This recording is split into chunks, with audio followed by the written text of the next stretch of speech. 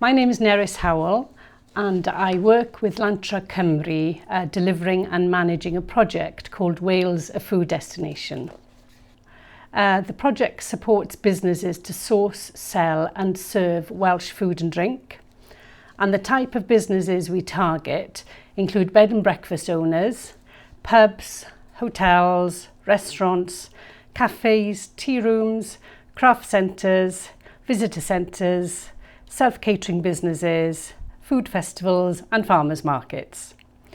This presentation is aimed at owners, managers, chefs and front of house staff working in those businesses. The support includes free one-to-one consultations at business locations. We run workshops, and I'll talk about the type of workshops in the next slide.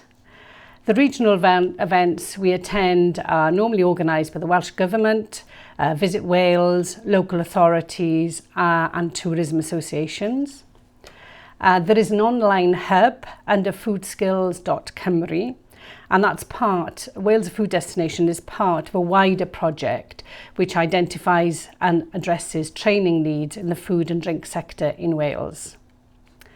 There are online and printed toolkits available in a range of subjects, from welcome packs for self-catering businesses, food sponsorships for events, food provenance, selling food direct, drinks, and there are others produced by Visit Wales, which include food tourism, food promotions and a Welsh breakfast. The type of workshops we run include different subjects such as how to keep ahead of the game with the latest trends in the food industry and how to plan menus with local food in mind, how to tell and sell the local food story, Welsh on the menu workshop, how the Welsh language can be used to attract more custom and add a sense of place.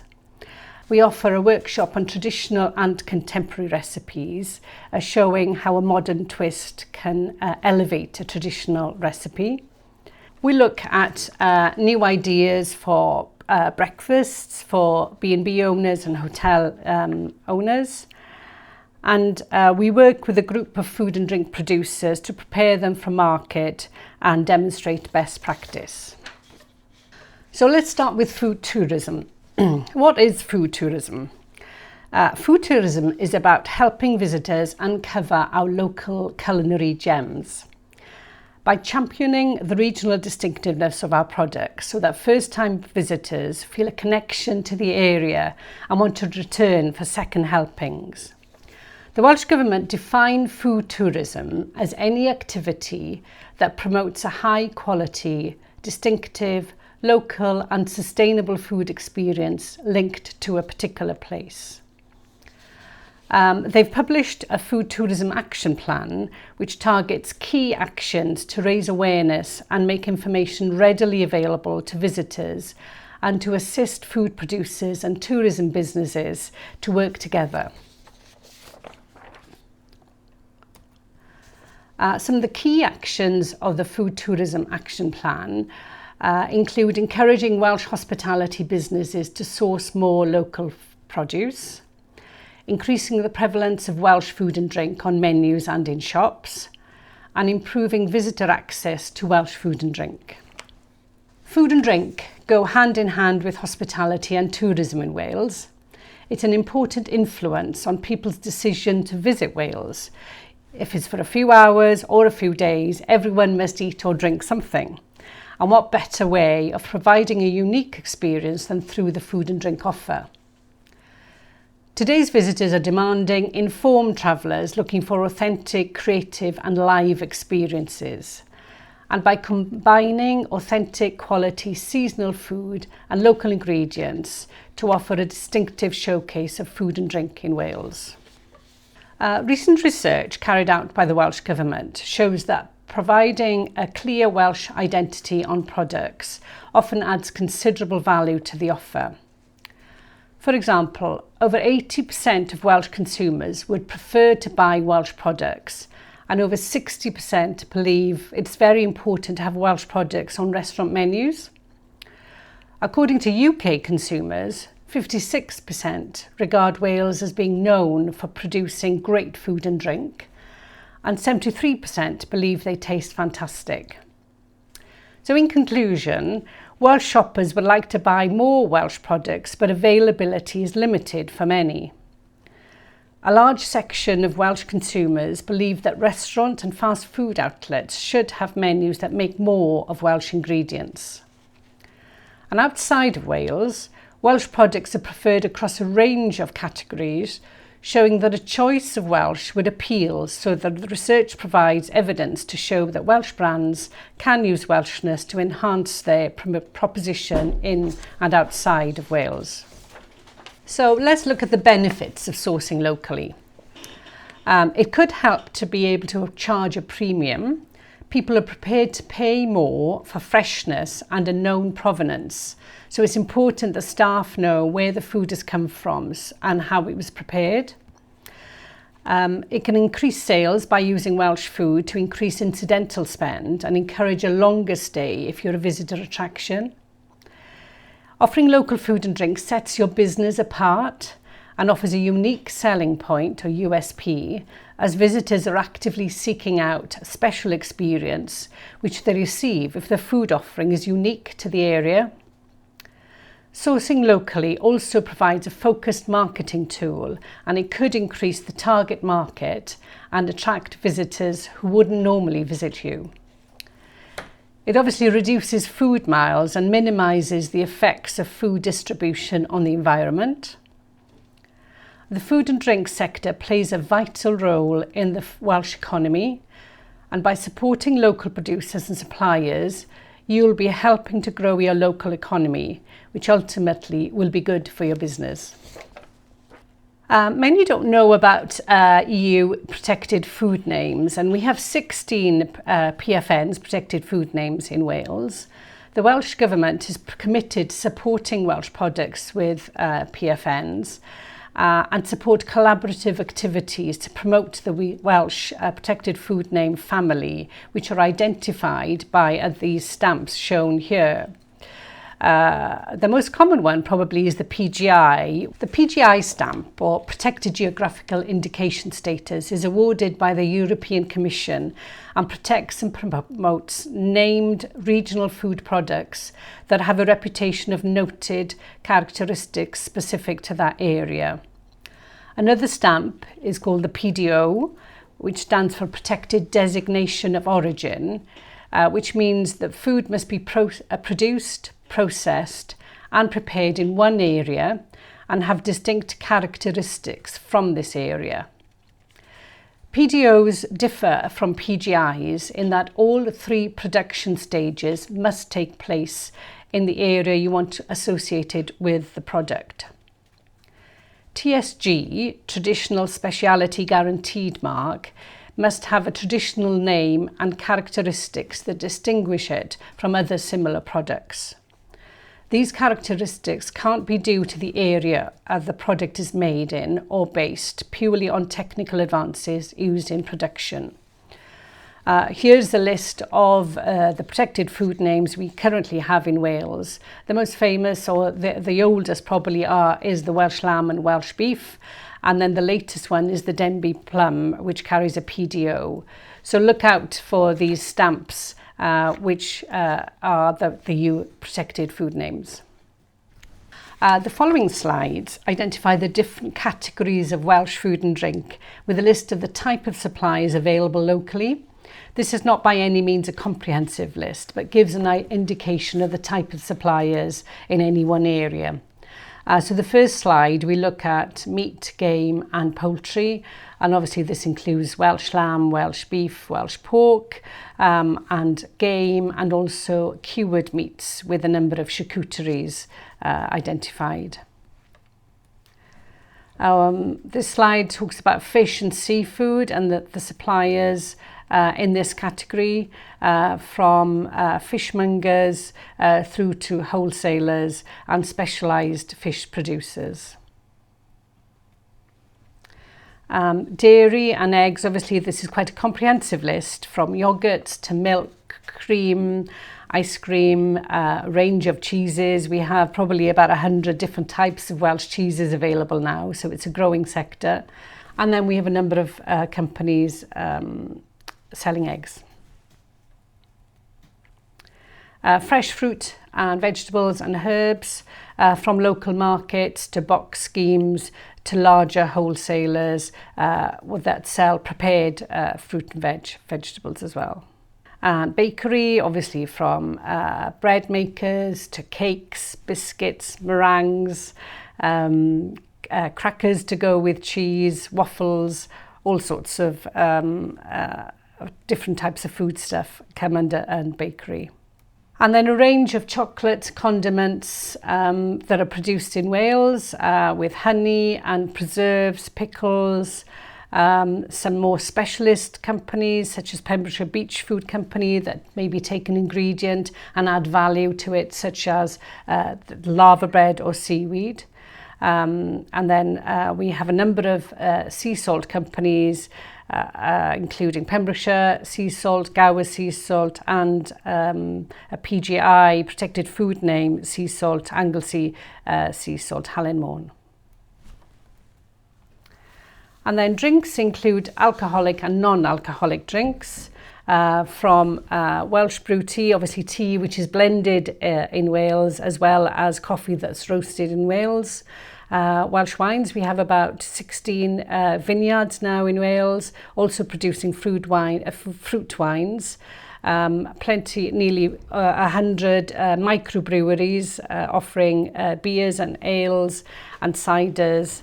And then whiskey companies, gin is a growing market, vodka, rum, liqueurs, plenty of still and sparkling mineral waters, and then through to the fruit juices, including apple juices, pear juices, fruit juices, and sparkling drinks.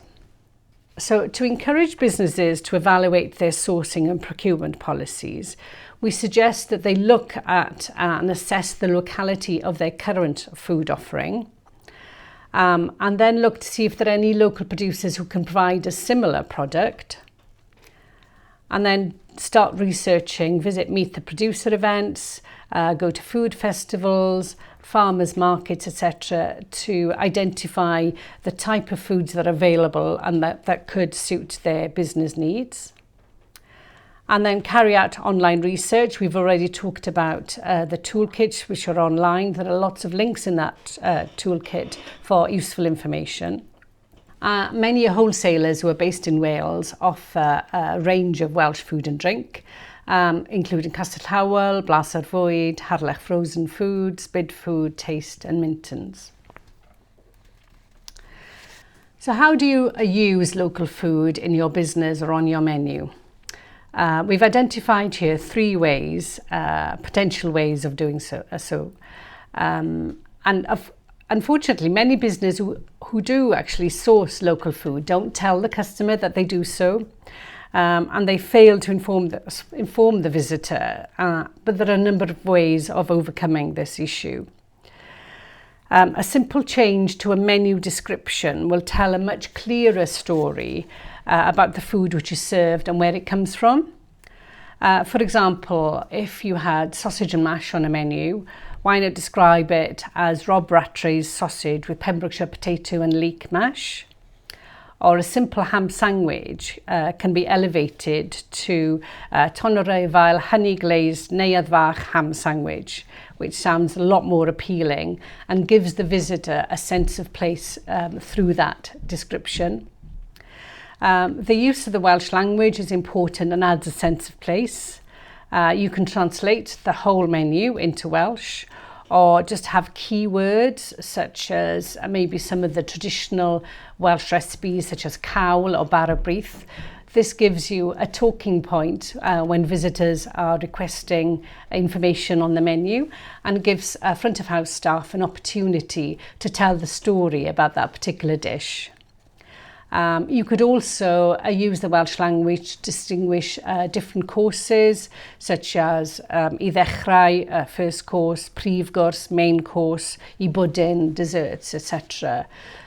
So there are a number of ways that you can use the Welsh language without having a full translation.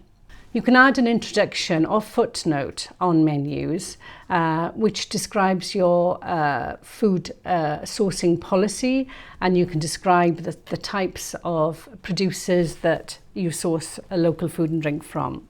People are a very important way of spreading the word of your local food and drink procurement. Use your suppliers and chefs and front of house staff in particular, who are the shop window to your business, to share the story about the local food and drink in your area. You can use supplier information. Many of suppliers have point of sale material, so you can use that and distribute that in your business. You can list key suppliers on a blackboard, and I'll show you examples of this in a minute. You can use the names of the suppliers on the menus, and you can identify a producer of the month and feature a producer of the month during the year, and this can be a seasonal feature as well. So marketing is important in spreading the story and telling the story of local food and drink. So build a relationship with local producers, find out their story and how their produce is made, and then you can share their story in any marketing material. As part of a social media campaign or a programme of events for your venue, ensure that you share this with the front of house staff, who can also share it with visitors. Create a map by pinpointing local suppliers and visually demonstrating how local they are to you. You should build a profile of your desired customers, the demographics, the age, etc., and why they should be attracted to your business.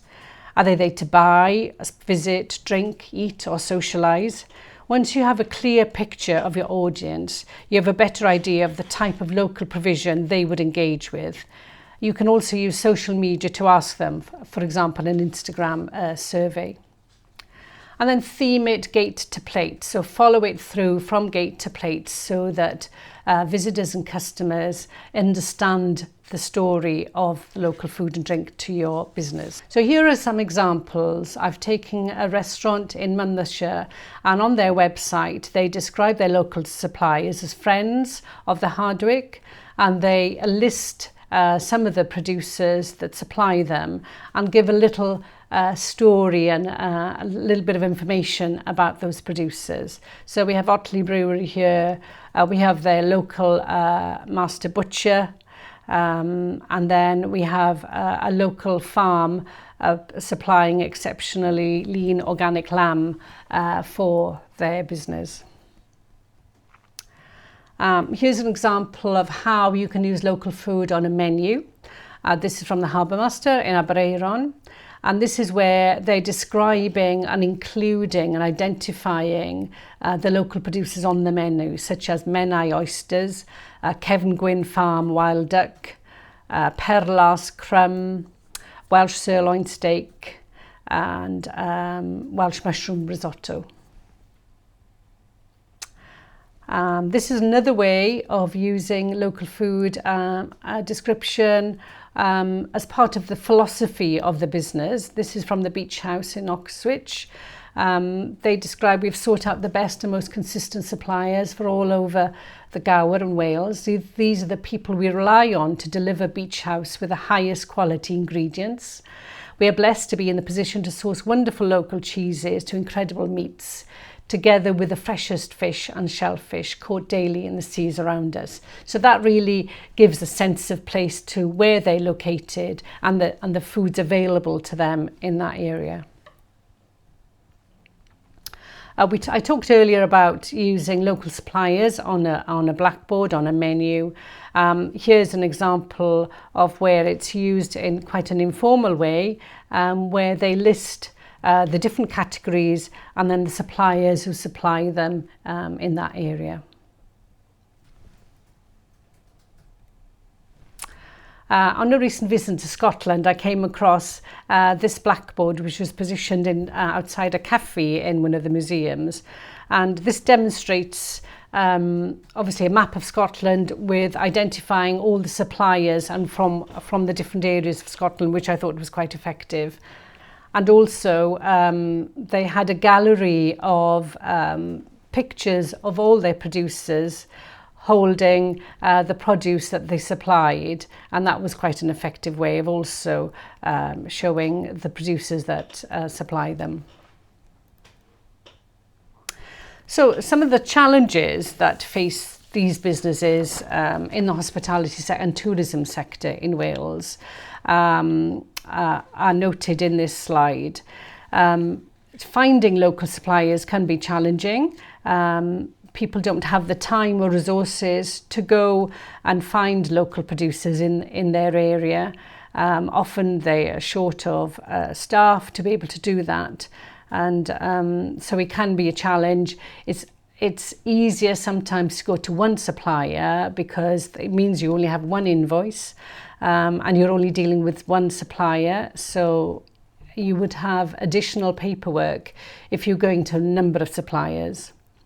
Obviously, supply and demand from the smaller suppliers. So it's quite important if you have a set menu, you have a consistent supply, that you don't run out of any of the foods.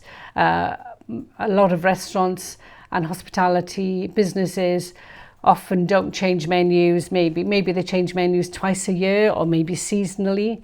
So you need to be able to secure a consistent supply of produce for that particular area. And then deliveries, a number of smaller producers may not be able to deliver, or you're reliant on somebody to collect on your behalf, which is not always sustainable. So the following slides, we talk about some of the traditional recipes in Wales. A number of people are not aware of some of the recipes, and there's a lot more to Welsh recipes other than Welsh rarebit, cawl and bara brith, which we list here. So we've got Glamorgan sausages, for example, which is a vegetarian sausage made from breadcrumbs, cheese, mustard and leeks. Lava bread and oat cakes, that's the traditional way of serving lava bread, where they mix the lava with oatmeal, make little cakes and cook it in the bacon fat and serve it for breakfast. A cockle and bacon pie, cockle cakes, obviously these are some of the recipes used in the Swansea and southwest area where cockles are prevalent. Suin is a sea trout. It's not available as readily now as it used to be, but it's a delicious fish. The Miser's Feast is a dish of roast potatoes and bacon, layers of potatoes, carrots, onions, cooked slowly with pieces of bacon. Welsh lamb pie, leek and bacon pasties. Some other dishes include cat pie, which is a dish of minced mutton and dried fruit. Glamorgan pie is parsley and ham. Faggots and peas, obviously you see in many markets in South Wales. Anglesey eggs is a dish of mashed potato with leek, hard-boiled eggs and a cheese sauce, which is delicious. Baked trout and bacon, which this image shows. Llanover duck is a cured duck, not dissimilar to comfrey duck. Welsh lamb chops with peas. And then some cakes and puddings. Snowdon pudding is a steamed pudding with lemon and raisins. Monmouth pudding is a pudding made from breadcrumbs, lemon and eggs, and layered with fruit preserve or fruit compote. Bread pudding, rice pudding. Traditionally we used to make fruit tarts, that's pastry top and bottom, with the fruits that were in season, from apple and blackberry, rhubarb, gooseberry, blackcurrant, whinberry, etc. Apple dumplings and baked apples.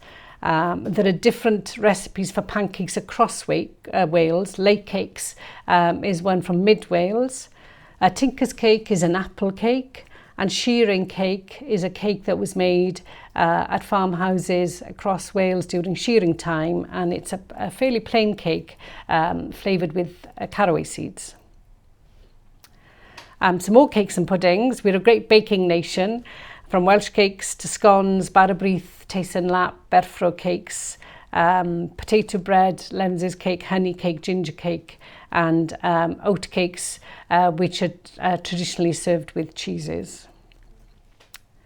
So finally, where to go for further information. So we would encourage businesses to go and visit farmers markets, local markets and food fairs, and there are many food festivals across Wales now, especially during summer seasons. Getting to know the food and drink wholesalers and retailers and farmers and growers in your area, so build a relationship with them. There is a directory of Welsh food and drink, and this is the link foodinnovation.wales/directory, which lists most food and drink companies in Wales. Visit Meet the Buyer events, such as a Welsh Government organised one called Blas Cymru, Taste Wales, which is held every 2 years. info@businesswelsh.wales. The Welsh Government provides support to businesses to develop their Welsh language provision. This is through menu translation, signage and basic Welsh for staff. There are 12 Welsh and business officers who can help use more Welsh in your business free of charge, and they can offer practical tools and advice. You can visit gov.wales/food and drink Wales to register for the Wales Food and Drink newsletter, and also tells you the latest news in the food and drink sector in Wales. And finally, businesswales.gov, food and drink recipes. They have a list of recipes that focus on and use Welsh food and drink produce. Thank you very much.